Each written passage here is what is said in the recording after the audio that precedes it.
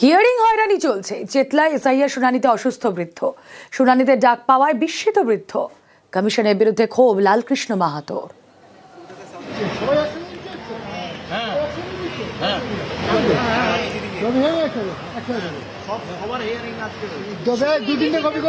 আপনার বয়স কত?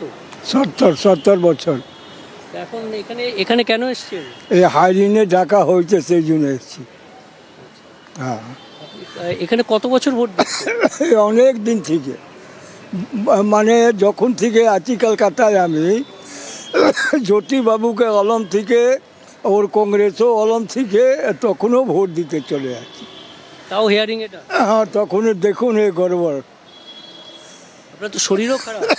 হ্যাঁ, শরীর খারাপ তো, ওষুধ খাচ্ছি তো। এই বলেছিলেন শরীর খারাপ, তা সত্ত্বেও তখনও ডাকা হচ্ছে। এখানে অনেক এরকম বয়স্ক লোক যাদের 85 বছর 95 বছর বয়স, তাদেরকে বাড়িতে গিয়ে কিছু করেছে, কিন্তু বেশিরভাগ ক্ষেত্রে যাদের হেয়ারিং টানার কথাই নয় তাদেরকে এখানে হেয়ারিংয়ের ডাকা হয়েছে।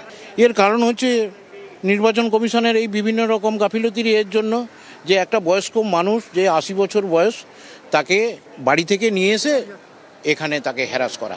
আর সেই যে ভবানীপুর বিধানসভা কেন্দ্র, সেখানে 70 বছরের বয়সী লালকৃষ্ণ মাহাতো তিনি তার এসে বসেছেন, হিয়ারিংয়ে ডাক পেয়েছেন।